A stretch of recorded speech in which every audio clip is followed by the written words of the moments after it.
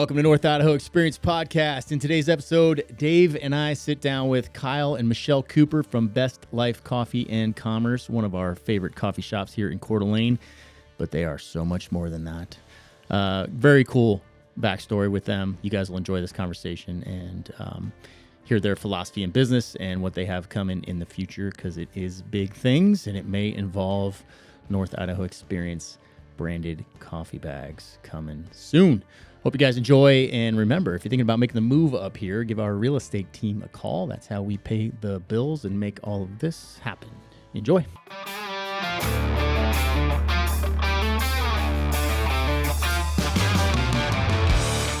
8th grade. She's hideous now. Well, dodge that bullet. It was weird. What did I miss? Who's My here? 7th grade girlfriend. Oh, I believe mine's a lesbian. So I saw her. yeah. That's From you? rough. Yeah. What'd No, you I do? don't know. I mean, What'd you do? Potentially, I'm not sure. You I turned didn't her. know what I was doing. Let's say that. Yeah. I'll leave it at that. I saw her on Facebook. I'm like, oh God, hey. Well, good. You Isn't dodged that- a bullet. Yeah. Isn't that nice when It that was like happens? a fucking rifled slug. Austin's over there like, I'm going to delete all of this first part. Yeah, that's fine. No, that's the best part. Just the random nonsense. Thank you for the coffee, you guys. Oh, you're welcome. Welcome. Very delicious. Yeah, you put some Bulletproof in there? I did. Yeah. I'm Does that on work the out? keto Like train. just the, are you? I am.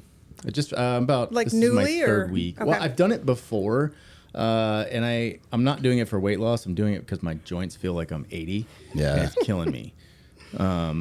I notice it at jits when I'm, if I like change levels, I go down like to shoot a double leg or something. I'm like, oh my dear God, Yeah. it hurts everywhere. That's So not even a thing at my gym. We're like, do you want to start on knees? That's what older guys do. I do plenty of that too, depending on who I'm rolling with. I'll but- pretty much just start on my knees. Yeah. I'm not doing well, that's how takedowns. most fights start, on your knees. So that That's makes what I sense. do. Yeah. What's That up? makes a lot of sense. Let's get down. Yeah, so I'm 3 weeks in. This is my third week, I think. It's been really easy. So I'm trying to get fat wherever I can, including putting People MCT ask oil. for Bulletproof, and we just haven't done it yet. You guys need to But, do it. I What's know, we really Bulletproof? do. We really do. So it'll be like MCT oil or grass-fed butter.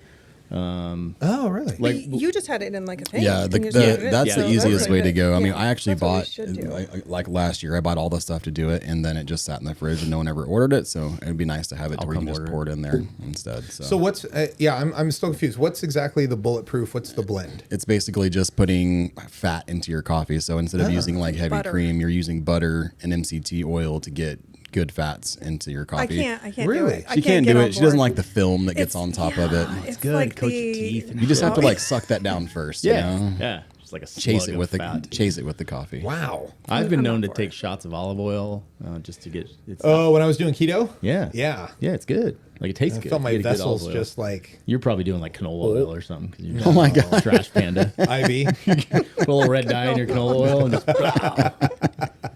I probably would. It depends if I'm being dared or not. That's really where I get myself screwed up. I think most of my health problems are probably a result of some sort of dare at some point. I could see that. Eating something or doing something I really shouldn't. Yeah, it's stuck with you. It's like the time I ate deep fried horse shit. That is true. It was my father-in-law right when I had met him, and I had made the comment that anything deep fried is good, and he's like, anything? And I was like, fuck yeah, anything. And he's like, what about horse shit? And I was like, well, Challenge accepted. Wow. pony up and I'll do it. And he did. He went out and got some fresh horse shit, beer battered it, Hey, and you know, fried there's- it in That's peanut nice oil. of him, yeah. Yeah. So it tastes like shit, in case you're wondering. Hey guys, before we get too deep, make sure you hit follow or subscribe so you don't miss any of our latest North Idaho Experience content. And if you're thinking about buying, selling, relocating, or just exploring North Idaho, reach out to our team. We're proud to be one of the top-rated real estate teams in North Idaho with the 5-star reviews to back it up. We don't just sell homes, we help people experience North Idaho. Our contact info is in the show notes. Now let's get back to the episode. And I wasn't wondering at pretty all. I sure knew. this was 20 years ago. My wife knew that I was the guy to marry at that moment because, I was a man of my word. And I am confident, this goes back to your comment, I'm confident that I still have a parasite. Oh, yeah. I licked shag green carpet one time inside Licked? a house. Licked. Again, are we talking about actual carpet or real carpet? Real carpet, yes. Was this green. a firefighter moment? It was. We were sitting there and debating. So you're in Two a guy- house. Yeah, we were in somebody's house. It was disgusting. Yeah, so That is basically, beyond he has disgusting. far worse than a parasite. Yes. Is what he's saying. But Yes. that's if I'm the host, I'm safe. That's the way I look at it. Like if there's a new disease that comes from me, Yeah. I'll be fine. I see that. It's you guys that are going to suffer from it. Yeah, because you've Okay. like curated it the whole time. Like, Right. it's your baby. You're I ground can zero. I can handle that. It's now just you. Yeah. Yeah. I've done. Have you ever done like a parasite cleanse? I need No, to. Okay. but I know that I should, and I don't want to. I don't know. I can't Because say. I have that whole like now though it's just a part of me. Yeah. I'm like Yeah. especially after our deployment and stuff. I'm like, oh, I probably have. Thanks. It needs to be right up in there. No, it doesn't. This should be fun. Get closer. Closer. Husband and wife team. Too close. Too close. No, Yeah. I know I should, and I'm like, I don't know if I want to. So I did the whole thing. I don't know if I Like wanna they know. send you all of these oils and pills, and it's like walnut shell. There's like there's a bunch of shit. Oh, it is targeting me hard on Instagram yeah. And right now now. that we're talking about it, it's going to double down. Yeah. I can't say that I noticed anything from it. To Well, be did you honest. look? I mean, I did. Yeah, of course, naturally. Did you like shit through a strainer? I did not do that. I did not do that. Maybe I should have taken it up to the next level. But I'm curious. I still feel like I have my parasite. I think he held on. Yeah. He endured. Strong, it's strong like a enough. tape. Yeah, I mean, mine's 12 feet long. 20 or 20 some years old now. Right. It's not a big deal until you name him. Like your Once you hemorrhoids. name him, yeah. George. Yeah. We got rid of George. George came back twice. I had a friend that was a big pain in my ass, so I named my hemorrhoid George. And but we got rid of him. So Yeah. we're sitting pretty now. Haven't had any issues. We're not. How's the coffee biz? Yeah. Oh, good. So good. Sorry, I was worried a little bit what we were going to talk about. I Well, didn't know it was going to be we're off- hemorrhoids. we're But off I to a always good feel start. No, at ease. When Dave's involved, there is always hemorrhoids. talk of his nether regions. Say it. Yeah. Your butthole. There you go. There you go. So, okay, the shit eating story. Yeah.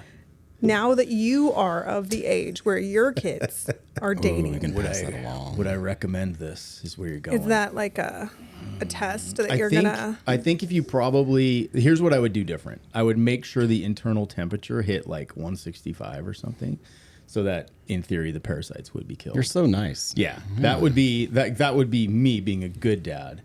Is that I'd get the old needle thermometer out and stick it in that little turd. And Yeah, that's make thorough. Sure. Yeah, I can safely say there's no other animal shit that I would consume or even consider consuming. Okay. Horse shit is like very grassy. You're looking at me, Dave. This is He's like, this is what Your we're talking daughter's about. dating. I mean, Yeah, she is. Yeah, yeah. I actually just sold her boyfriend our car for $100 yesterday. good. Hot Yeah. damn. Wow. You know what's funny? I want to not like him. I really want to Try not like hard. him, but I actually do kind of like him. But we were at dinner the other night for my son's graduation, and he came, and he's sitting there next to my daughter. I went over, I was having a beer, and I sat next to him, I'm talking to the two of them, and I told him, I'm like, "Do you think my daughter's pretty?" He's like, "Yeah, I think she's pretty." I go, "She's beautiful, and you're not very good looking." So I just want you to know that because it doesn't get a whole lot better than the situation you're in right now. And so just consider that moving forward that you're probably not going to do any better This than is her. the best. yeah, I You're gonna fully get- believe that is exactly what you said. it too. is Oh a my word for goodness, word. David. Yeah. So we have a good relationship. He's a good kid. He's actually a really respectful young man. Yeah. I like him too. So we had a car that was just sitting there. I actually use it all the time. It's like a 2013 Ford Fusion, and it gets like 40 miles to the gallon. So I drive it everywhere. And it's super reliable, but he's got a crap car. And I mentioned about giving it away to a client or doing something for somebody. And my daughter's like, "Oh, he would love that car." I'm like, $100. That's pretty good. solid, dude. I just told him he had to That's replace awesome. the front brakes and rotors. If he breaks up with her in the next month, you need to take that car back. Yeah. Just steal it back, you know? Somebody asked that. I'm like, "Nah, dude, he's a good kid." I was like, he earned it. Even if I used my daughter to get it, is what it is. And this whole time, that's his master plan. He's like, Yes. I want that car in the To get, driveway. to get a car valued that at was it. $1,000. Worth it. Yeah. Are you guys both veterans? Yes.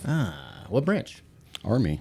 Both? That's how we met. No yeah. way. So our story is a little bit unique, and we don't really go and tell it to a lot of people because we don't I don't want to seem like we're like bragging about it or anything like that, but I've never met anybody that, and I'm sure there's people out there, but I've never met anybody that has met in the military in Iraq and is now still married 20 years later. That's a big deal. Plenty of Yeah. people meet in Iraq. yeah. Sure. I believe it. Those desert romances, you know. Shared trauma. Yeah. Yeah. But That's cool. 20 years. I think we amaze ourselves. We're all, I mean, just the other day, probably 2 days ago, Wow. we're standing in our house and we're like, we're doing it.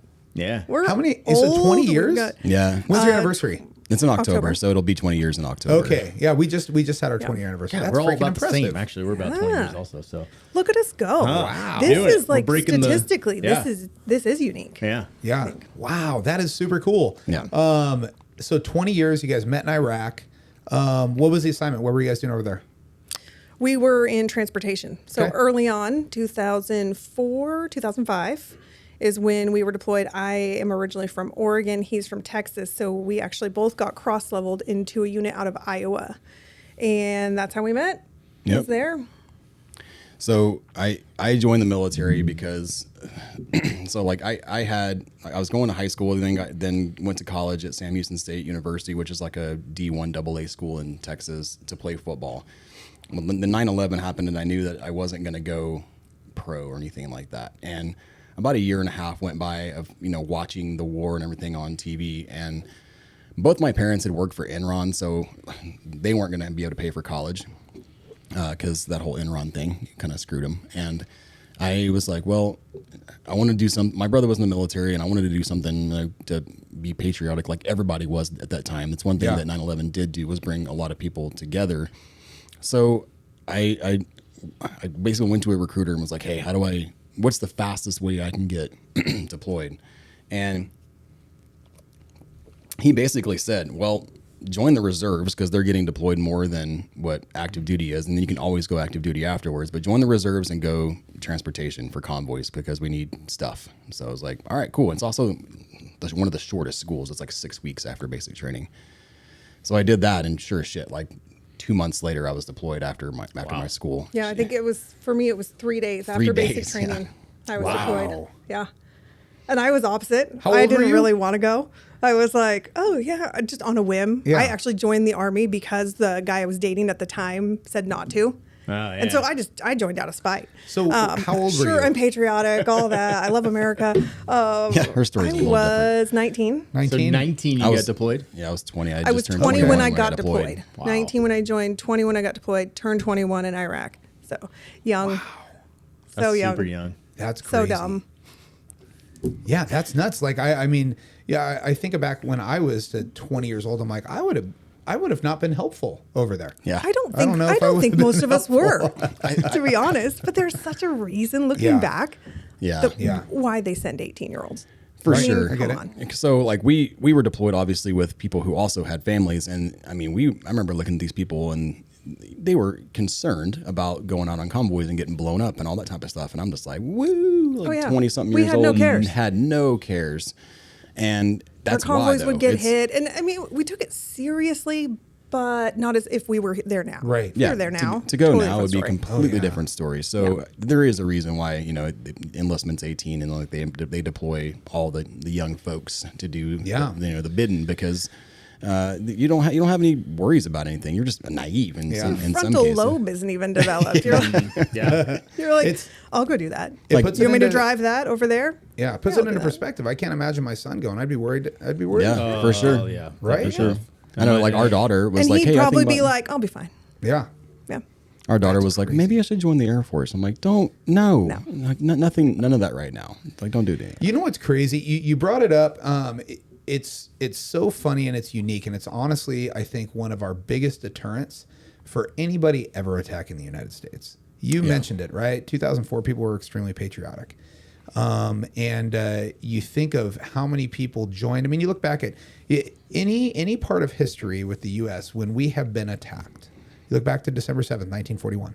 What did that do? It brought us out of the Great Depression is what it did. Like Right, people right. were all of a sudden like, oh, like Let's go. shit's on. Yeah. And so we haven't had that for a while, and you see that patriotism kind of die, right? And we're also, I think today in this world too, we're so connected that we don't get as everything's so normalized, right? All this war, all this stuff that's happening.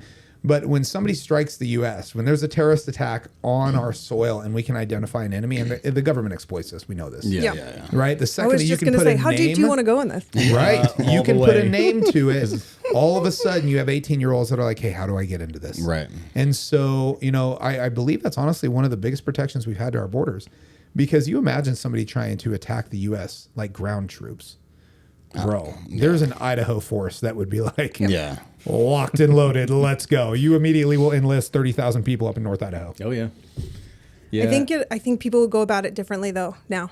I think so. I think people's eyes, at least in Idaho, in North Right. Idaho, and it could be like that. I am in somewhat of a bubble, like Yep. am around. I talk to the people who tend to think a little bit like I do. The longer I live in North Idaho, the more North Idaho I am too. Right. But I don't know if that could be recreated. I think I'm specifically talking about on our homeland. Like if somebody tried to invade Washington. And I'm just saying, if they Yeah. did though, Right. would people be so much more skeptical now? Oh, I think people would be So skeptical. much. I think that could be. And Well, I like I, mean, said, how deep do you want to go in this? Yeah. I don't know Yeah. if you want to No, go in we- this direction at all. we but love I to. think people's eyes are just open in a different way right now, Yeah. specifically in the I the can see that. political climate that we're in. Not to say that people wouldn't just, jump all over it, because they Yeah. absolutely would. But I think people would question it more. Oh, and I don't see people necessarily enlisting. No, that's what I'm But, saying. They would go about it a yeah. different way. I think Yes. you would see a lot of people fired up. Oh, yeah. You would But see I some don't think they militias. would Say go the in the same local- direction. I don't local think they would militias be on for the sure. That's I where I agree was with you on going that. with that. The Yeah. Idaho State Guard. I keep pushing for this. We need our own, not related to the federal government at all, but purely run, managed, and under the authority of the state of Idaho. I know Texas is looking at doing That'd something. probably Well, be the most effective there is- I mean, organization in the country. There is already, there. Yeah. the National Guard obviously is ran by the state, and the reserves are ran by the federal government. So the National Guard does have its own entity. However, the president at any time can say, "Hey, governor, I'm taking this." So there needs to be some type of way to where the governor can just give him the finger and say, "No, these are our troops."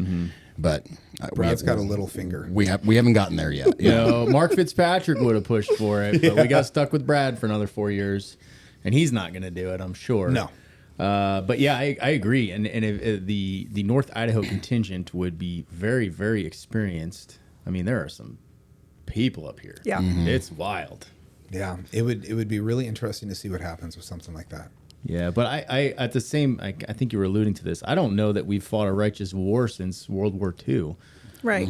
and maybe not Even I don't- that. Maybe not even Right. that. I don't know. I don't know about you, but the more you learn, Oh yeah, I mean, I don't know because it's hard to figure out, but there's a shadow of a doubt in my mind. Yeah. for Yeah. sure. I mean, Patton knew something. He didn't last very long after the war. So Yeah, there's so much, and it's so hard because you talk to one of the best experiences I had when I was a medic was riding with World War II vets. Now, if they can have a completely different view than what was actually happening, right? You put somebody in D-Day, that's a different.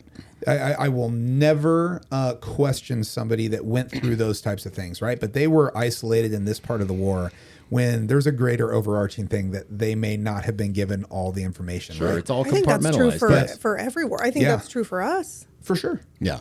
But man, hearing those people, it's like, man, I mean, they were in it. They Yeah. bleed that Yeah. red, white, and blue, and I'm so And you thankful can't for people ever, like that. oh, absolutely. Yep. And you can't ever minimize what they went through and what they did. And same with No. people in absolutely every war and conflict. And, but again, we were 18. We didn't know very much. We didn't honestly care very much. And I think that's by design. Yeah. How long did you guys stay in after? As far as the reserves go, I think I was in for 6. I actually ended up getting out a bit early because we started having kids. And I think you were in for 12? Yeah. Years? 12 and a half years. 12 years, yeah. When like with her, when females get pregnant, they give the option. Hey, you have 2 years left on your contract, or however many left on your contract. They give you the option, especially if your spouse is in the military, to get out, and that's what. And to be honest, I did not do that because I was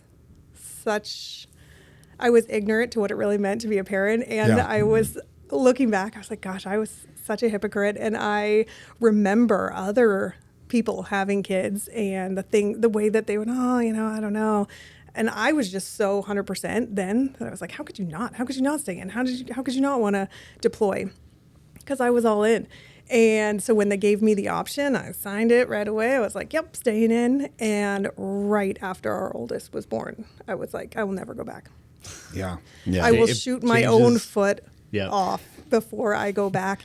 And luckily at that Well, point in in our time, it was pretty situation- easy to kind of undo Yeah, well, in what our I had done. situation- But because the fact that we were the same job, we were both drivers, same unit, same rank, that if we did deploy, we would deploy together. So we wouldn't have had the family care plan in place. So that was kind of the workaround that made it so that I could get out and he could stay in, was because we were together all the time. Like one of the, I guess you can call it a loophole, is that if married couples in military, if they don't have a family care plan, then they give the option for one of them to get out, because if you get deployed, then our daughter would have to go live with one of our we just didn't have a- grandparents for a year, and like I didn't want to have my parents or her parents have to deal with that for an entire year, because they're already dealing with us being gone. So yeah, we took that option for her to get out. I stayed in until 2015. So yeah, And then by that time he was law enforcement too. yeah, And then we had a couple of kids. So Wait, I didn't know you were law enforcement. I was, yeah. Where at? Benton County, Oregon. Okay. Yeah. Did that for almost 10 years. So he started as a Marine patrol. Real tough job on the water, you know, yeah. jet Right. skis. Shorts. He'd come home and be like, "Oh, I'm so tired being on the jet ski all tired of riding day." this jet ski all day. That's awesome. And then he went on patrol. But funny enough, my degree is in criminal justice, and I was a reserve for Benton County at the time and working part-time at the jail. And he was going to Oregon State for kinesiology, and I was pregnant. And a patrol position, it's a small agency, so a patrol position came open, and he was like, "I think I'm going to go for that." And I was like, "What?" This is what I'm doing. And so, but obviously I wasn't going to go for it. I was pregnant, and he went for it. He got it, and luckily, I mean, that's the way it was meant to be. It was meant to As be, time because went on- I found out pretty quick once I got into, like, I was like 3 credits away from having a double degree in education and kinesiology to be a PE teacher. And towards the end of that, I was like, I don't like other people's kids. I do not want. Oh my gosh. I had the same dream. I'm like, I'm going to be a He's teacher. like, "I'm going to be a coach. I'm going to PE. do all Oh my this." gosh. Yeah. If I could only coach kids. football, I would have been totally fine with that. But like, Yeah. obviously, Maybe. starting out, you're gonna have to be a teacher first, or teach health or something like that. I'm like, there's no freaking, especially in, it's not even near as bad then as it is now. Oh, I But- can't even imagine. Yeah. So it all worked out. Yeah. But, And yeah. then all of my plans and of law enforcement was my thought. Corrections probably, but I dabbled in corrections, and same with patrol, like reserve and all of that sort of thing. And it was good. I'm glad I did it, and it's not for me, at least not in a full-time capacity. And once he started, we're like, it's not gonna work for both of us. Yeah, we that's knew. really hard to schedule It's with so kids. hard, Yeah. and it's just so hard on families. I mean, you guys there know was- that there was times when where- when he graduated the academy in Oregon, they had a class for couples, and I just kind of laughed it off. I was like, "We're a military couple, Yeah, like you've we been got it, there. like we're fine." Couple years in, no, that's hard. well, That's hard. just to kind of preface too, like we have literally done everything together. So we were both in the military together. Then we were both reserves for law enforcement together. She worked in the jail and patrol, and I did some of that as well when I was also doing Marine patrol. Like we just have done everything. Everything from like server positions at like we seafood waited restaurants. tables at the same restaurant. What is happening I here? know, we did everything together. The only time that we didn't, funny enough, was probably the hardest time in our marriage, when I was doing straight law enforcement and then she was working as a preschool teacher. And you were still a reserve. And Yeah, I was still that reserve in the rough. That was the military, so I was roughest time we had. gone all the time without her. And when we weren't together, it was actually harder than it was when we were together. So Yeah. I mean, some people are like, "Oh, I can never be with my spouse that long." I mean, you guys know. Yeah, You work yeah, with your we work. spouse. Yeah, but I'm like you guys. I do everything with my wife. Yeah. and I actually can't prefer imagine it that not way. working Right. with my spouse. Yeah. And not to So- get like super sappy, but like she's my best friend. So it's Yeah. like, it just makes sense. It's easy for us. And Right. some couples and it I does know. kind of drive me nuts when people are like, oh, I can't stand to be around my wife that long. I'm Like, like, well, you then you're with married the the wrong wrong person. Yeah. I was like, Well, that's on you. that's the Agreed. hard thing, right? You see it with, especially with law enforcement, military, and usually one side. You guys have done it all together, right? But you get, man, I can't tell you how many firemen and cops I've seen get divorced once they retire. Yeah. because Oh, yeah. they've literally lived. I mean, I looked back at my last year in fire. I spent like 220 days at work. Well, that's 24-hour days. That was almost 2/3 of the year that I Right. was with the guys Yeah. and not with my wife, right? So when I went into law enforcement, just the fact that I was sleeping at home every night, my wife's like, "What are you doing here?" Yeah. Like, it was weird. And She you had get her these- own thing, and then like all of a sudden you're messing it all up. right. And so you see this happen, man. always People here. leave, and then now they're home with their spouses, and they're like, I don't even really like you. It Yeah. is very same real. with COVID. People either got divorced or they had a lot of Yes. babies. Like, Yeah. Dude, They so found out that's real actually quick. props for you guys too. And here's the big thing too. I just talked about this. I'll tell you more about this later on, what I was boy. doing last night. But I've talked about boy. lucky you. Yeah. being friends with people because you're friends. Okay, I had a lot of these friends back in California, and it's not any disrespect on any of them, but you at a young age, which like this is props to you guys because people that get married young, there is a high likelihood of divorce, right? When I was 20, I'm not the same person I am now. I'm very grateful that my wife and I have developed the same mentality and the same likes and dislikes and beliefs and everything else. But the truth is, the person that I am now is not the person I was when I was 20. And you find these friends. Thank that- goodness, right? Yeah, that you look back. Half my friends in California, I'm like, why are we friends? I guess, Right. well, we're friends because we played basketball in Like high by school together. default. Yeah. We don't have the same political beliefs. We don't have the same faith beliefs. We don't have the same motivation, the same likes, dislikes, but we're still really good friends because we were friends.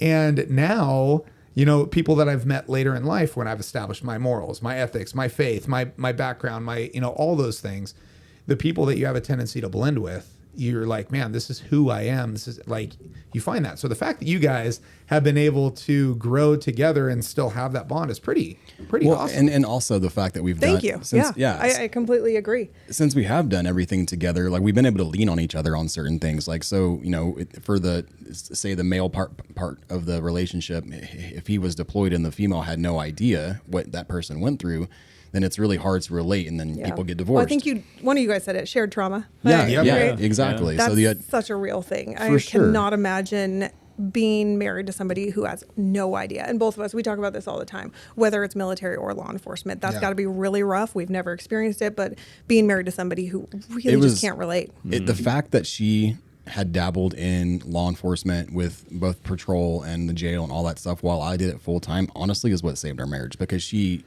was able to like see the things that I had gone through and be like, okay, like she had compassion for it instead of just being like, you're fucked up. And I mean, I did that too. she did. Yeah. She got to hold you to the fire too. That was Yeah. the most difficult time in my marriage. Is very young. My son was born 3 days after I graduated the academy, and I was I had a week to go from the academy to my first station. And when you work for the state, like it move you was around. not where I lived, right? So I Right. had to move, and we had a brand new baby. Moved to a place we didn't know anybody, and I immediately started working graveyards. So it was Kristen having to deal with a colicky baby all by herself who cried 24 hours a day. So they both cried for 24 hours a day. That was by far, to get through that, it was absolute trial by fire. Yeah. And that, I think that can make or break people. For sure. us, it made us. I think for me, it gave me such a unique perspective from having both. Being able to understand both sides as far as the one who is doing the job and the spouse. And that's why so often when, it started, people everywhere we'd go, and you guys can probably relate to this too, they'd be like, oh, thank you for your service. They would just, be all about it. And I'm like, I hold down everything. Everything. Like I do. I'm doing everything. So There was I times make where a I point all the saw- time to thank the spouse Oh, yeah. of the service That member, is whether the it's military, hardest. fire, law enforcement. They are doing the work. Like they're holding it down. They're holding that person together, doing everything at home. not to say that the person who's doing the job isn't making incredible sacrifices and all of that, Right. No, but the spouse is like, it's huge. I didn't have to worry huge. about it's so anything much at more my than house. what people think. Yeah. So even at the coffee house and stuff, we always give all the recognition, and we try to, and the same discounts, the same everything applies to the spouse that applies to the service member. That's For me, super I was cool. like, that's equally as important, if not more so, because they need that to be able to come home to Right. stability. Yep. And there were times Predictability. where, like, because there was mid-career, like I was working patrol, and I always chose swing shift because that was when everything happened, That's right? the best shift, dude. So but when you have kids that are in school, you never see them because they're going to school when you're sleeping, and you're going to work when they're coming home. And then I was also, I still did Marine Patrol stuff. I was on different other teams. We just helped stand up the SWAT team for them, so I was always doing training on that. So like literally, there was times where 30 minutes in a week I saw the kids, maybe, or I would come home for dinner because I had a take home car, and I lived in the county, so I could go home for dinner. And as soon as I would get home, I'd sit down, I'd get a call. I'm like, all right. And like one of my daughter, Layla, she's like, one of her memories is me just like running out the door and hearing the car freaking run code down the street. So just, yeah, I mean, the spouse holds everything together in that, and they need, we have people come in all the time too. They're like, oh, which one of you is the veteran? Or they assume that I'm the veteran if we're both behind the counter. And like every single time I try to say like, oh no, we both are, and people, oh really? I'm shocked. Depending on the person, I just let it be him. Vets are weird. So we get some weird ones in there, and they're like, oh, I want to talk to your husband. He's a veteran. And I was like, I'll go get him. Cool. Yeah. I'll go get him. I do the same thing with Seth. We meet some weird people, and they're like, hey, I'm looking to buy a house. I'm like, yeah, let me go get Seth real quick. Hold on a second. Yeah. He's really, really good with people. Weird people. Yeah. Send them all. I'll take them all. I love quirky people. Now, anybody that's been like, hey, you had me talk to Seth. I'm like, oh. Oh, What's that mean? When did you guys move here? okay. And why? Did you get out of law enforcement? Like, how did this all Yeah, happen? but so that was when we mentioned we thought we were good. We thought our marriage was solid because of all the experience that we'd had together. Law enforcement tested that completely. And so we weren't doing great relationship-wise. We knew that something had to change. We needed an exit plan from law enforcement was what we were thinking. But at that same time, also his contract in the reserves was coming to an end. So we made the really hard decision for him to get out at 12 years. So he got out. Literally within days, gets hurt on the job, and ends up basically losing both military and law enforcement within like a week. Yeah. That's heavy. So that was Well, I mean, as rough. both like military and law enforcement too, that's who I thought I was. That made my entire personality up, or like my whole Identity. identity. Oh, Yeah. absolutely. Yeah.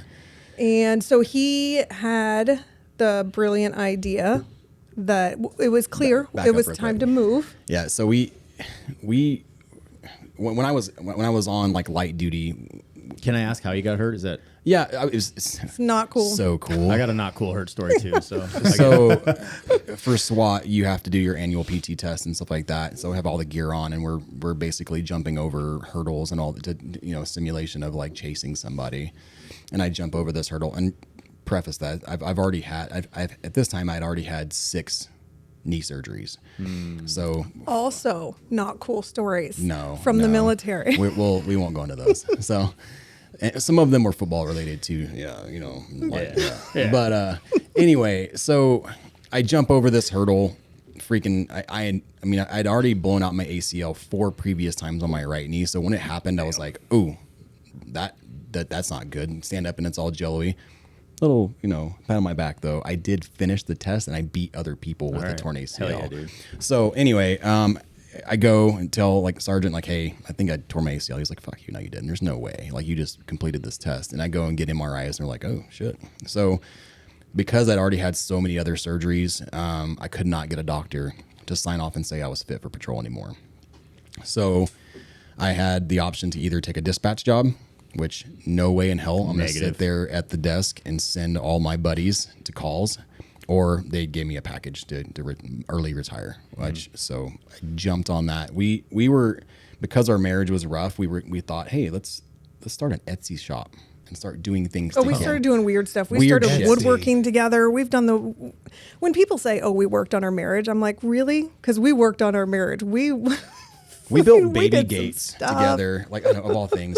Somebody asked us one day to if I could build a baby gate because they had a crawling toddler but they wanted it to be like a farmhouse style. I'm like, sure, yeah. I was not working at the time. I was on light duty and stuff, so I went out and did that. And she's like, these are pretty cool. We could probably do these and sell them on Etsy. And I'm like, okay. So we literally were doing that. We were selling like two a week on Etsy, right? And we were delivering one or something. We were delivering stopped at an RV show. Yeah, in And Portland, and we went in this RV show and we're like, who the hell buys these? it was like a 45-foot toy hauler. wheel. I'm like, who fucking buys These people are things? crazy. So then later that night, he goes, well, we're going to probably have to move anyway, just because, like, the house, the job, everything was just kind of a little rocky. And he's like, what if we just sold everything, bought one of those, and traveled full time? And I was like, go to bed. You're crazy. You're stupid. No. Go to bed. And then a couple days later, I was like, okay. It wasn't even a couple days. It was the next morning. What I was if we? sitting on the couch. I was like, what if we put my car up for sale? See what happens with that. That sold in like 10 hours. Yeah. Got like cash the for that. thought Then process. I didn't have a car, so I was like, Yeah. oh gosh, what are we gonna? So we went for it. We sold the house. We sold almost everything we owned. We bought one of those massive 45-foot fifth wheels, and with 3 kids and a dog and mother-in-law half the time. I love the thought process of type A personality. So, like, Yeah. do you want to do this? Yeah, hell yeah, let's do it. Yeah. Do you want to think it That- through? No. No. Like, we can relate Yeah. to that Yeah. deeply. So we were like, well, let's travel full time. And then we're like, screw that. Let's go to all 50 states. So we went to all 50 states. We parked, flew to Hawaii, No drove up shit. to Alaska. We did this all in 15 months. Yes. So our goal was all That's so 50 cool. states. We did that. And we came back to Idaho, to North Idaho specifically, probably 4 times. And We had some friends who lived here. Yeah. Yeah. And they were like, oh, you guys are moving. Why don't you move to Idaho? Like, And this screw was that. No one's before ever people moved moved to to Idaho. Idaho. We're like, "Babe, I don't think people move to Idaho. I don't Yeah. think that's a thing. That's weird. So we came up here. We liked it. Drove all over the country. Kept coming back. And he had a couple other contenders. I really didn't.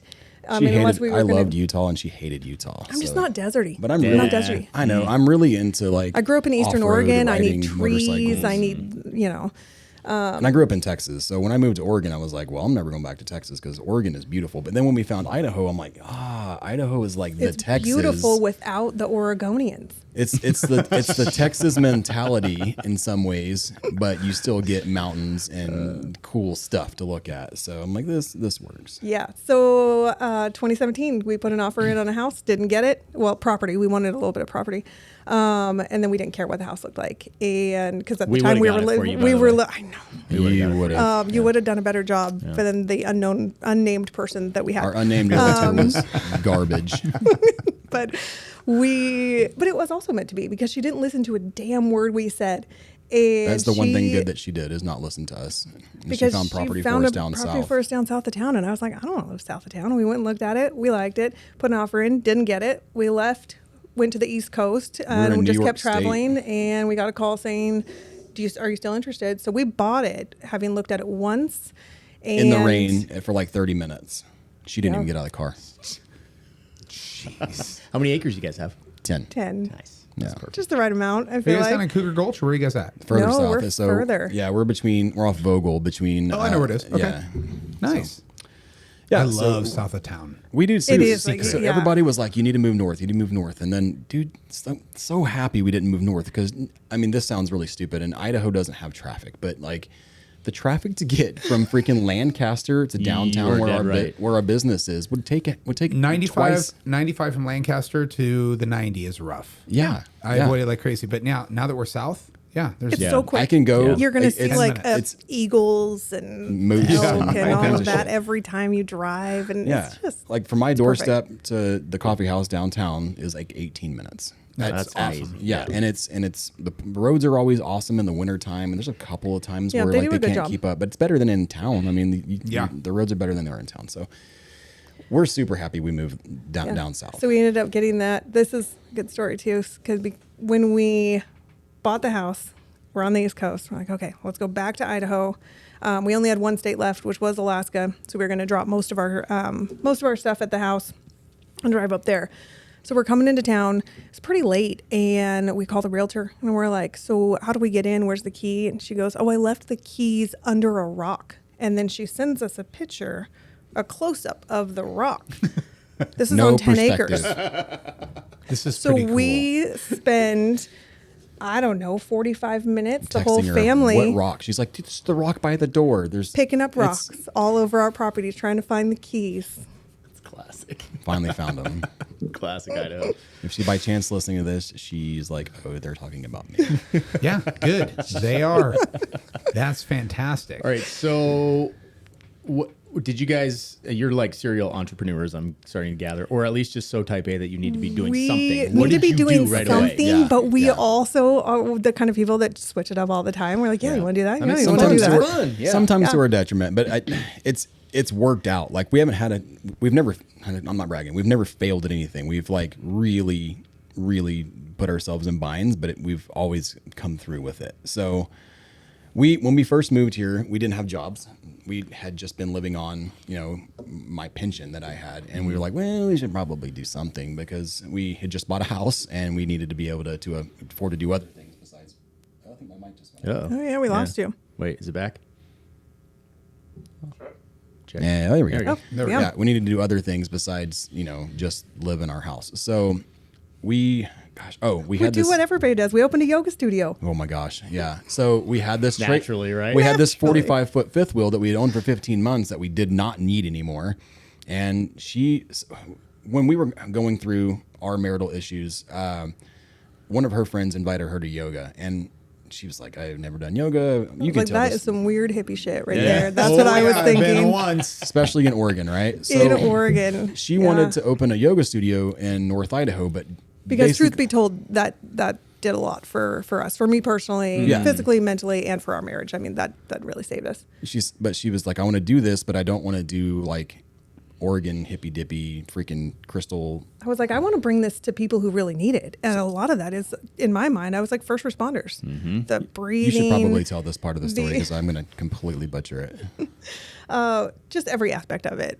But who needs it more than somebody who has, chronic stress and Trauma, and all of these things. And so I was like, yeah, that's what I want to make. I want to make a yoga studio that's not weird and that's really accessible to people of faith, people that wouldn't normally go in, guys. And so that was my whole goal. And we opened the yoga studio. I think I accomplished that goal. I mean, I Yeah, had some really awesome our trailer opportunities here. to basically get this place and do all the build out, which we did ourselves and everything to be able to open this yoga studio, which we did in kind of in record time too. We rented it in July and by September we were open. Because we had to be, yeah, Because we out of had to, necessity. Yeah, because Yeah. we were paying rent. So Yeah. How So, long did you guys? That was CDA Power Yoga, right? It was, yeah. How long did you own that? 6 years. Okay, Yeah. so I had a membership for like 6 months. It's hot yoga. yeah.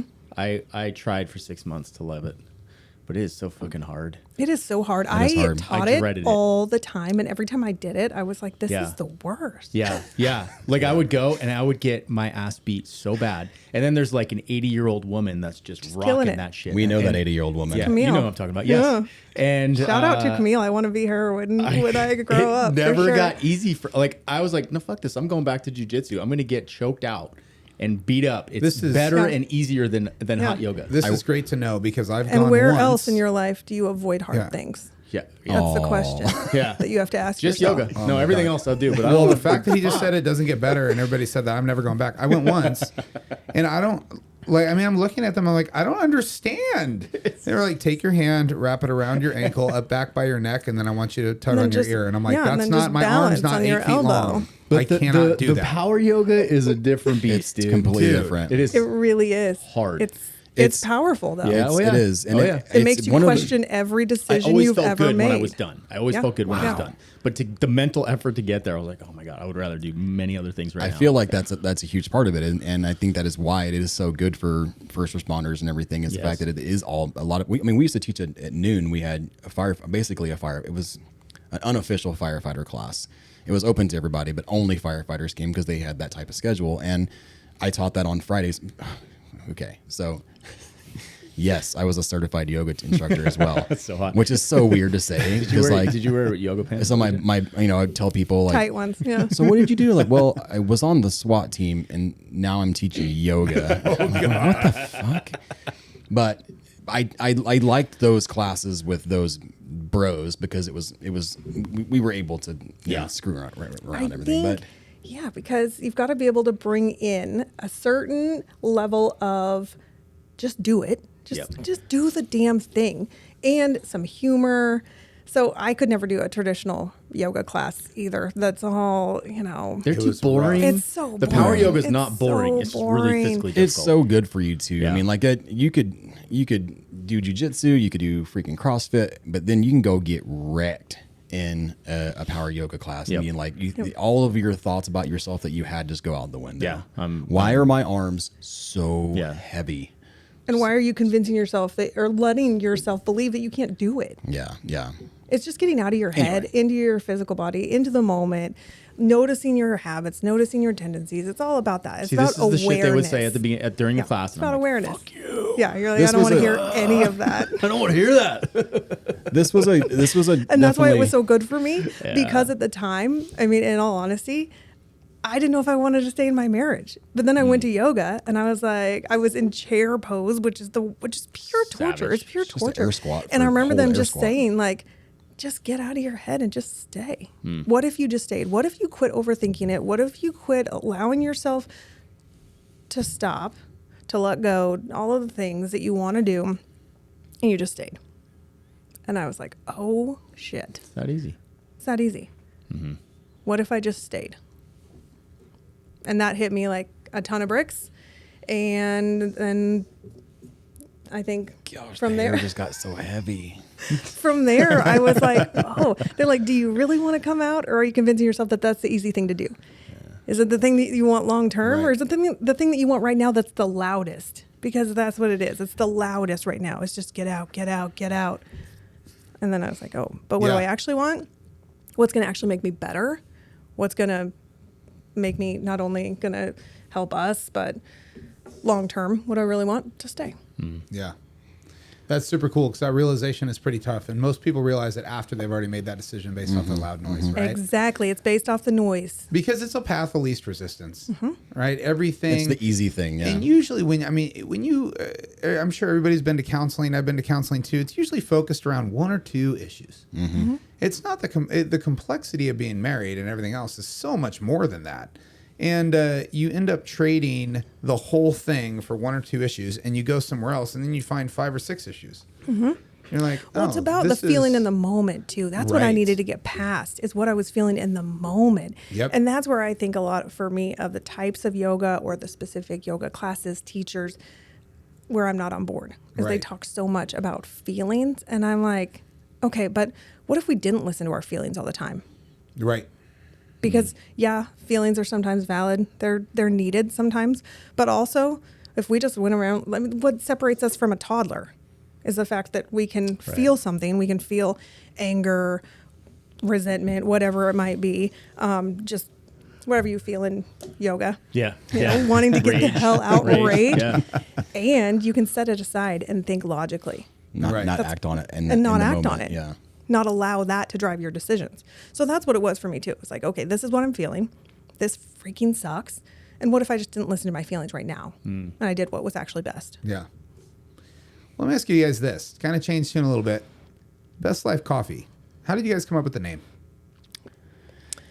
Okay, so at the time, we did another thing where we were like, why the hell did we open a store? I don't know why we did that. I think we were sitting at Crafted and we were having some beers and we saw a for lease sign across the street. So no shit. And Dang it. So just to touch on the yoga studio thing real quick, we had the yoga and then we had the retail shop in there, and we liked to in the yoga shop to be able to create or curate certain items that helped people, or like that we liked, or like whatever it was. We liked the retail part of it. So one day we were sitting over at Crafted, and there was a big freaking Kimberly Haygood sign in front of that building. And we went over there and looked at it, and we're like, I don't know. It was like just a dingy, nasty basement. But we're like, we should put something in here.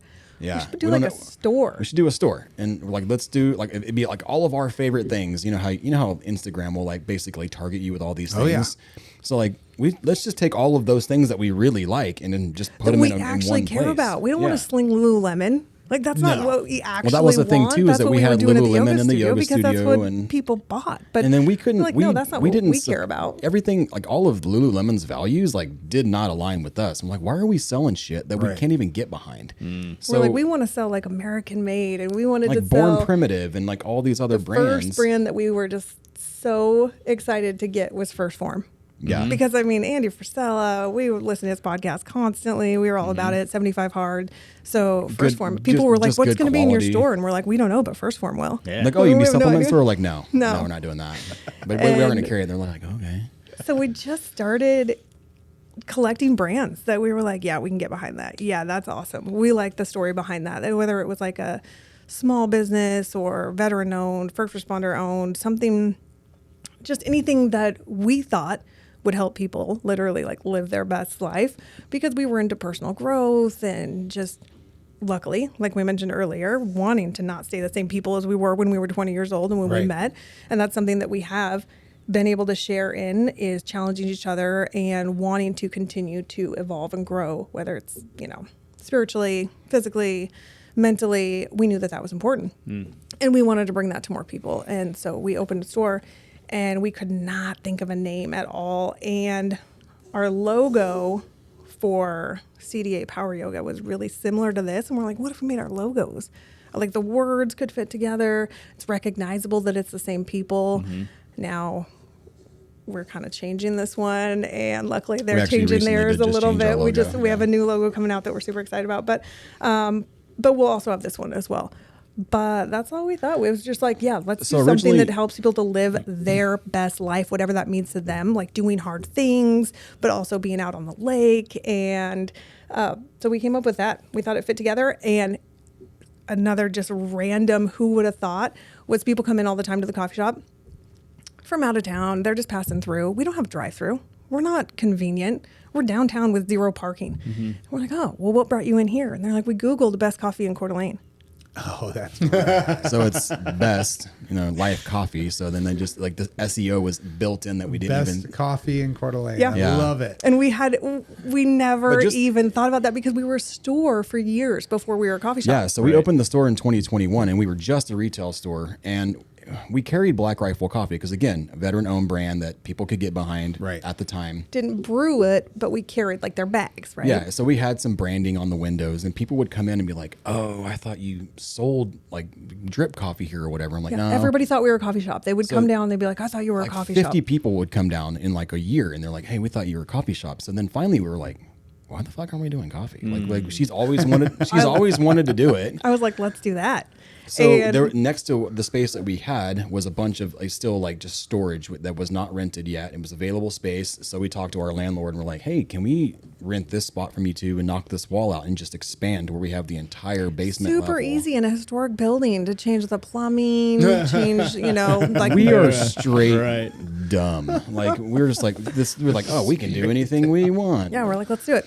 It took us like 18 months to get open because not only was there some issues with the building that we had to work through, but the city is a pain in the ass to do anything with. Sucks. And it should not be that way. No, they are not small business friendly, actually. It should not be that way. And I don't know. Maybe it's just me with some conspiracy, but I think since there are like 7 other coffee shops downtown, that maybe somebody had some pull and was like, hey, make this really hard for them. Maybe there's a little something about our stance. You know what? I think that we are our politics. It's hard to hear that from you, that the city is not super friendly with small business, because truthfully, when people come into town, that's all I tout. Is I'm like, this is a small business community. If you go down on Sherman, you don't see but we fight McDonald's and all these different things, and that's what makes it unique. Yep. And it is. And I think pre-COVID for sure it was that way. Yeah. Post-COVID, up until probably 2024, once things had started to change a little bit, it did change the climate of how easy it was. Because when we opened the yoga studio,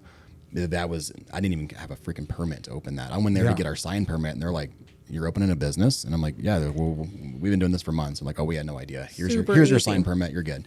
Whereas when we did the coffee shop, we would do everything that they asked us to do, and I'd go present it to get our final, and they're like, oh, now you have to do this. I'm like, well, why didn't you tell me that freaking 3 months ago? Now Oh, after that's frustrating. we spent But we would hear so the much same money. thing mostly from businesses that are similar to us in their values and beliefs and That's disturbing. And again, political weird. stance, and that again, sort this of thing. this isn't like fact. This is just kind of what we experienced, and maybe we are looking into it too much. But I do feel like because there are other similar businesses downtown that have a little bit different values than what we do. It seemed harder for us than what other places had. Yeah, but you're not wrong. We are built on small business, and we have amazing, especially downtown. Yeah. Now but that those we're people open, fought to get there, and they still are. Well, even even more reason to go Yeah. and support them. Well, even you look at the resort, right? Like I'm not a huge fan of the resort as an entity, Right. But it's still small town. You can't go It to is, the yeah. Coeur d'Alene Resort in another community, right?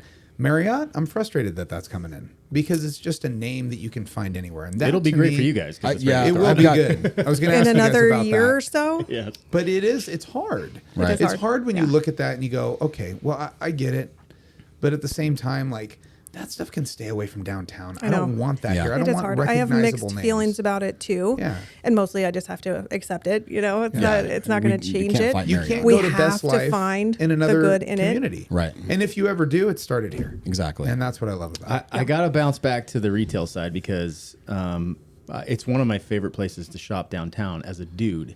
There's no other store downtown that's like, Thank you for clarifying. yeah, You're a as dude. I am a dude. Mm-hmm.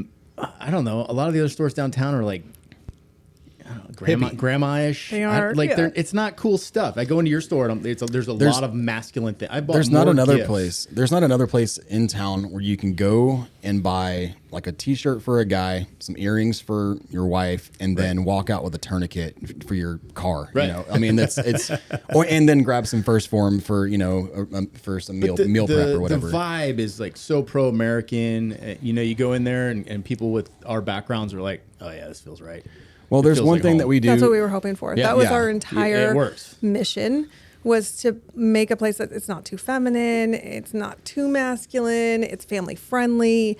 You've got great products in there, but also, we wanted to make a place that honors and recognizes and is comfortable for military first responders. Yeah, and one of the first. So when you walk into our store, we've got American flags everywhere. It's very Americana. We have a place for kids because when we traveled, one thing for us with our little kids is when we went into stores when we were traveling, it's like, hey, don't sit on your hands, put your hands in your pockets, don't touch anything, blah blah blah. And we wanted it to where families can come in there, send their kids over to the play area. We've got this like treehouse play area with a Lego wall and like turf, and they can just hang out, and where parents don't have to worry about their kids getting into stuff. They should watch them though.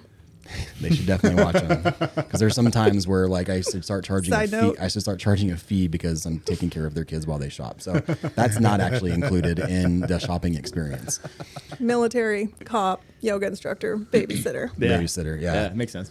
So anyway, it's a place where they can go and hang out and do their thing while the parents get to shop. So then, and that's another thing with the coffee shop. We were like, man, why people are coming in here, but they don't have anything to like hold in their hand or like experience that. Or even in the wintertime, they were right by the park, so people would come in and start hanging out at this kids area Prior to the coffee shop, yeah. When it prior to was the just coffee retail. shop, and we're just like, man, if they had a coffee in their hand, they We would could at least sell them something. Yeah. Yeah. Because 'Cause they sometimes could people would just come come in hang out. and hang out and not buy a thing just so they could get out of the rain or the cold and Which have is their kids great. play. Yeah, it's fine. But it that's didn't what pay was the created. bills. It's a lot better with a No. hot chocolate or a coffee in their Yeah. hand. Yeah, Sure. Yeah. So we did. I guess we should probably jump back to that. We decided to move forward and get the coffee shop open. So we had been open from 2021 to 2024. Got the coffee shop going in 2024, and now we've been open for 2 years with that. And I think so. When we first opened the store, it was just a retail store.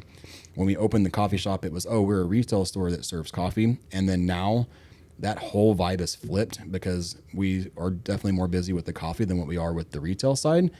And in some ways now we are a coffee shop with not a gift shop, but a retail store attached to it. And it's evolved actually from what it was when we first started, of just being our favorite things or brands that we could really get behind, to what the community really wanted. Yeah. And we've just been listening to that, and people come in like, oh, I can tell the vibe has changed a bit. And it absolutely has. We were at church, and we go to one place. Shout out to Pace. He's amazing. And he just kept, put God in your business, make him the center, see what happens. And we're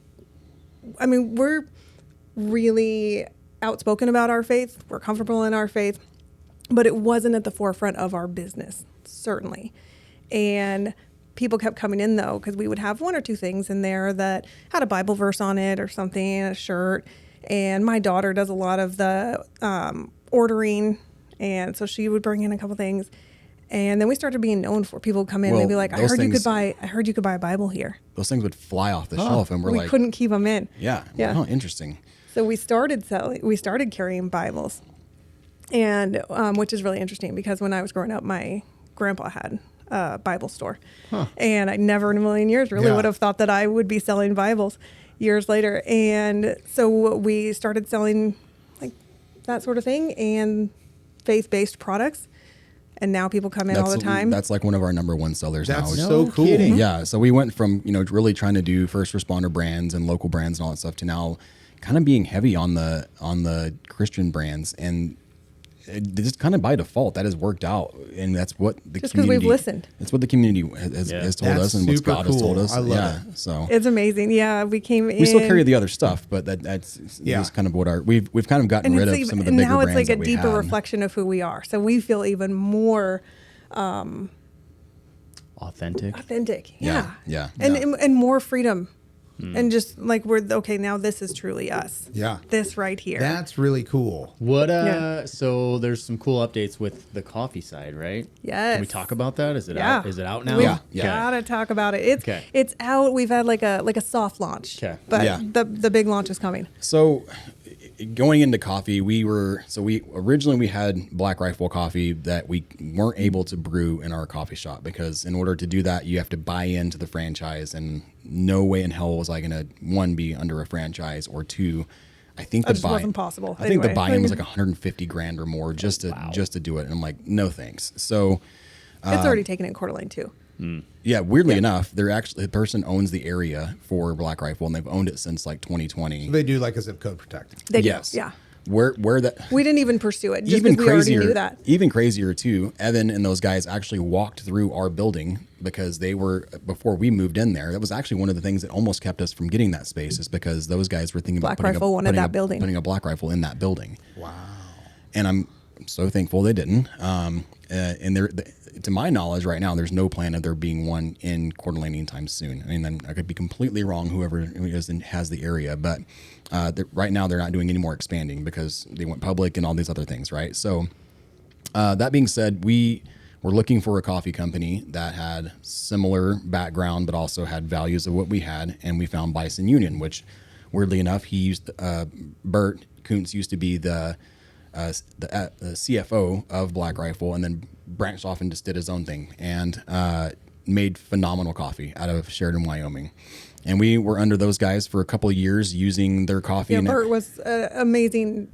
A mentor for us. Friend. Like he is who got us roasting our own coffee now. He told us from the beginning, I'll supply you with coffee, but you're going to want to roast your own, and I'll help you do That's it. so cool. And I know. He's like, I'll take your money all day, but like, if you want to be successful in the coffee business, you need to roast your own and kind of cut the middleman out. Even up until we were dragging our feet, and we were on a call with him one day, and he's like, let's pick a day. Like, pick a day on the calendar where you're roasting your own, because you need to be doing this. And he mentored us through the whole like process. Like, you need to buy this machine. You need to do like, if you maybe go to take this course, all this kind of stuff. And he was awesome. And even till this day, if I needed something from him, from Bison Union, I could call them now and be like, hey, I need 50 pounds of espresso, and they would get it here as fast as they can. One of the hiccups that we ran into with Bison Union, though, however, was that they're out of Sheridan, Wyoming, which, if you know anything about shipping, Wyoming is the worst in the country to try to ship things out of.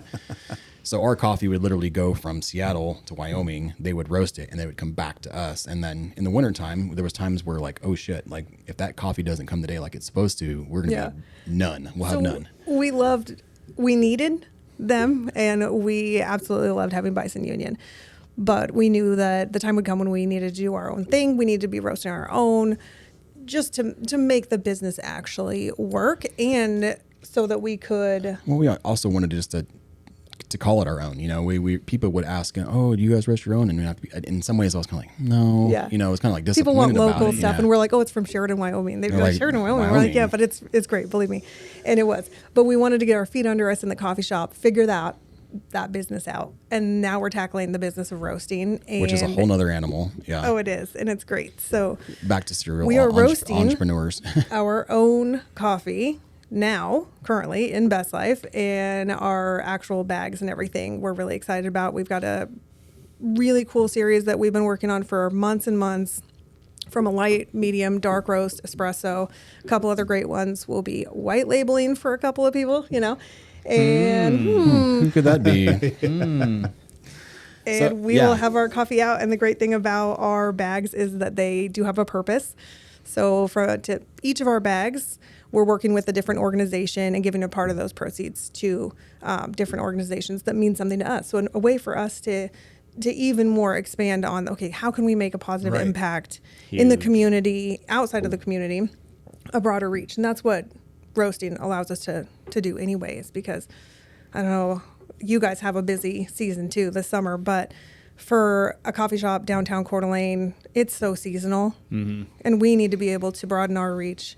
And so that's going to help us do that for roasting sure. will help us do that, because we'll have a full online store with it. We'll be able to sell it nationwide. We'll be able to have like the mug club, coffee club, that type of thing. Yeah, we're excited to and then offer we're all also, of that. Yeah, offer all that, and then also try to get our coffee into some of the local coffee shops and stands here who might be looking for a change in their coffee. So are you roasting them at that location? We are not. We talked about the difficulty of small businesses and permitting and things like that in downtown. And I know that there are places that roast on site, and that's awesome. But for us, we're in a historical building, a really old building. It's a lot of work. It's a lot of space that you need, and ventilation. The roasting part can be done. I mean, it can be done in a room this big if you had to do it. Yeah. But because we are on like a half basement, like basically the basement level of that, our exhaust would have to go 3 levels up all the way through the top of that building. Yeah. We don't own that building. And I just didn't want to invest the money into that, because we're literally any day. I mean, something could happen to where, look at Life Coffee. They got kicked out by, the Hagedon, right? So stuff like that makes me a little bit weary when it comes to investing money into a building I don't own. So luckily we have property, we have a shop and everything with plenty of room to do that. So we're doing it on our own property. Perfect. And it's all permitted. If anybody's listening, you can't do that. You absolutely can. People that are worried about it being permitted are probably not from here. Exactly. Yeah. Because I could care less if you're roasting coffee at your house without a permit. It's all under the rules that you're supposed to follow. Which, funny enough, we live down, like we had talked about, down south, and we are actually on the reservation, which we don't fall under Panhandle Health for this type of stuff. We actually fall under federal, which is through the BIA, the tribal stuff. And our tribal person has been amazing. She came, met with us, and was like, I will do all your FDA certification for you. I will just get everything going that you need, because she's kind of bored. She has nothing to do down there, so but she's been amazing for us. It's been easy. That's been great. I mean, a learning experience for us, of course. We don't want to burn down our shop or anything, but but we got everything rocking and rolling. Our roaster can do 100 pounds an hour if we really want it to, so we can knock out coffee. We're going big. Yeah, you guys are going to come out soon, right? I want to come out and see it. You got to come see it. Absolutely. So we'll have you guys out. This would be cool. Yeah, we'll do some coffee roasting. I heard Squatch might be doing some brewing. I think he's going to do some roasting out there. Yeah. Let's go. Yeah. Now that also our roaster is automated, so now that everything's all kind of on automation, like Squatch, all he has to do is push a button and dump some coffee in and sit back and watch it. He's going to be so bored. Yeah, absolutely. You know what we should do? We should do like a fundraiser where Squatch comes to your shop and serves coffee for people. Ooh, he's a little clumsy though. He's a little clumsy, so he's going to hear some spillage. But he's clumsy. That's all right. But I work with this guy. It's not me in the suit, but I might as well be. So I would love to have him serve. Dude, it's so cool to watch stuff like that. That's like such that a good is idea. Just the heart of North Idaho, honestly. Small businesses thriving. Like like that's the way that it was always supposed to be. It really was. It was never meant to be monopolies. It was never meant to be big book or, big box stores or anything else. And I preach about it all the time. If you want to see Coeur d'Alene thrive, leave your money here. Yeah. Stop sending it out to everybody else. Nothing against Black Rifle or anybody else. No, they're great. But here's the thing: when you support, And when you're traveling, go there. right? But when you're here, Fantastic business. Yeah. But when you're here, if you want to not complain about the roads and the parks and the funding and everything else, give the money to small business, which then puts back into the community. Yeah. This is so important to be able to support that. And I love, we had somebody one time come in and bring us Starbucks. And I just leaned back and I'm like, hey, bro, I was like, bring us something else. We support local.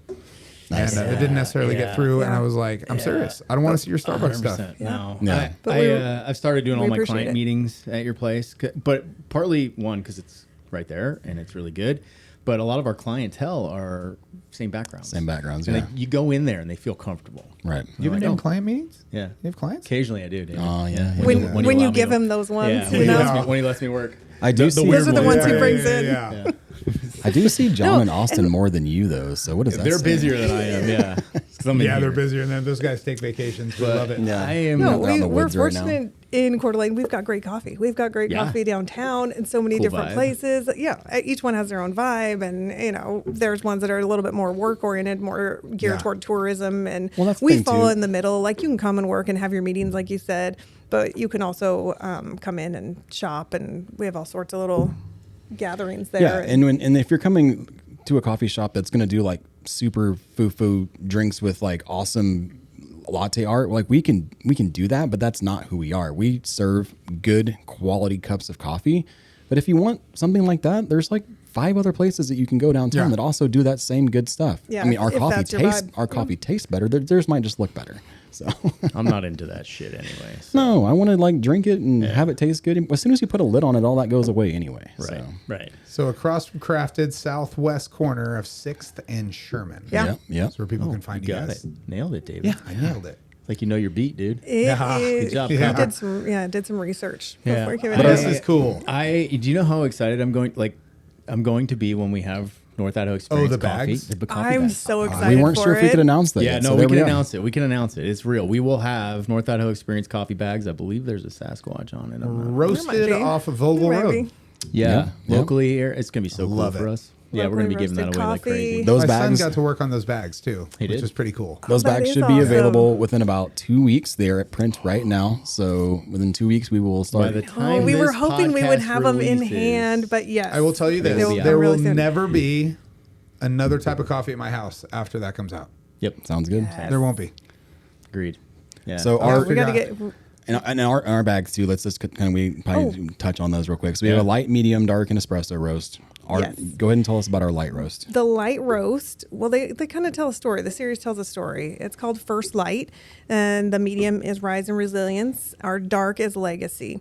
So the light roast talks about like beginnings of things, and that is going towards the part of the proceeds for our light roast is going towards the innocent. If you're we're familiar very with the familiar. innocent. Heck yeah, Brad saw Johnson a over patch. there. Yeah, saw a patch Yes. over there. Brad's our boy. Yes. Love him. So, so that's the first one. The second one, Rise and Resilience. That's about the climb, the difficult, the hard things, and showing up. And that one goes towards Warriors in Quiet Waters out of Montana. great so that's organization that's too, a great yeah. organization. So then Legacy. I'm sure you guys have heard that one's going to the Red and Blue Foundation. Awesome. Freaking cool. Dude, this is really, Yeah, really and then cool. Legacy is about just being intentional, making, creating your life in a way that a story that's worth telling. Yeah. And then Like our what last, you leave behind. Our last bag is an espresso. It's the standard because that is what makes up all of our coffee drinks is like just your standard espresso. And I feel like it's different than any other espresso I've ever had. It took me a long time to kind of curate that and make it because some people will use single origin or they'll use maybe a blend. We actually use a tri-blend, and it's like a KFC recipe, so I'm not going to like talk into that too much, but I don't know. We had a lot of people who come in and try it, and they say that it's like the best espresso they've ever had because of the flavors that are all in. It's not just a dark roast. So that one doesn't have an organization attached to it yet. It's, I guess, the Cooper Veteran Organization that's attached to it right now. But we will to keeping Best Life open. Yeah. So that's critical too. But all of those will be available online by the time this podcast drops. So that will be. You also have your own. The backcountry. Yeah, that's right. Yeah. We got a backcountry brew too. We do have a backcountry one. So I on the side, another thing that I've done for like 10 years now is I do YouTube. I do a lot of like adventure motorcycle rides and gear reviews and all that type of stuff. And very cool. So I made a backcountry bag with my branding on it as well. So that'll be also be available for those who want it. But we're super excited to launch this whole series of coffee, and there'll be more to come in the future after these kind of get out and see how they all perform and see what we need to do next. But this whole thing, I never ever thought that I'd be roasting coffee, but it is so fun to sit there, and I'm like a little kid. Like I'm in the garage and I'm roasting it. I'm just like, it's working, you know. That's so cool. Either that or he's like, fuck. Those are a lot less at first. You know, when you first get a roaster and you're trying to find your profiles and all that, there's a lot that goes into it. And coffee, for those of you who don't know, like coffee is extremely expensive right now. So if you go to places and you're like, God, why has coffee gone up so much? It's because the beans have gone up so much. Like it's record highs right now. Coffee used to be like $2.85 a pound, and now it's like $5.75 a pound. Wow. Yeah. So when you have to season your new roaster, and you have to run it's about like a cast iron pan. Yeah. You know? You have to run like 100 pounds of coffee through it. So you literally throw like $600 of money into this roaster and you burn it. Jeez. And then, you know, if you're doing your roasts and you get to start figuring out. Then you get to start figuring out. So we went through a few $1,000s of just trial and error. And everybody said we would, and we're like, not us. Did you guys taste any really bad coffee out of it? There were a couple. Great. To be honest, though, some of the there was a few that were not good. I mean, I've had worse, but there were a few that we basically threw straight into the garbage. Yeah. And then some of the stuff that we had, I had a really hard time just kind of like figuring out, okay, is everybody going to like this, or do I just like this? So we started having people try, and I would have these like cuppings on our dining room table trying to figure out. Yeah, we're like, you want to come over for dinner? You want to come over for dinner? I'll walk in. Make people try coffee. I'll walk into her one day and I'm like shaking. I'm like, I think I've had 10 cups of coffee. That's the challenge. Yeah. That's hilarious. But opening the store, opening the coffee shop, God has led us in a direction that we never saw coming continuously our entire lives. But we're so fortunate to be here and to be in Coeur d'Alene and North Idaho every single day. I thank God for North Idaho and for bringing us here. And then the coffee shop has allowed us to work with our kids and work with each other. We didn't even think about that really, and we homeschool. So now our kids by default work for us. And that's been the biggest blessing too, because they've gotten to learn about entrepreneurship and resilience and counting money, real life things. Oh my gosh, real life things. Money. Yeah. Come on, public school. We've got Step it up. We have some employees from public school that just can't even count to 100. I'm just like, how in the hell are we doing this? Why are our drawers off every day? Anyway, that's a whole different issue. It's allowed and us. It's building skills for our kids too. Just like public speaking, talking to people, that type of thing. And we get people all the time. Like we had one interview with this gal one time who was like, "Well, your kids are homeschooled. Are they weird?" I'm like, you're making this super weird right now. Like, and you mean, are they like you? Yeah. No, they're not like you. But I feel like our kids can talk to anybody because of having to deal with the public and all that type of thing. So it's just a blessing in general to be able to do what we do every day. So cool. Well, we will link the website so people can, by the time this comes out, you can order coffee. So get on there, order the coffee. You guys are on Instagram, so we'll link that as well. Best Life CDA. We'll probably link your things. YouTube channel, Kyle, so people can find that. Thank you guys. All the things. I have learned so much about you two today that I did not know. So this is great. Oh, I can't believe some of the things. Yeah, and you learned about Dave's hemorrhoids. I did. Yeah. George, right? Yeah, George. memory. Oh my God. So cool. There's memory. a real life George behind this, by the way. I know A you're real gonna tell pain me in your about that. ass. Well, yeah, thank you guys. Yeah, thanks for look, having Thank you us. for having us. we Really, look forward to this was collaborating great. on many things in the future because I think all of our values align and You guys are the best. that's everything. So That's awesome. Thank you guys so much. Thank you. Yeah. Thanks, guys. later. Later.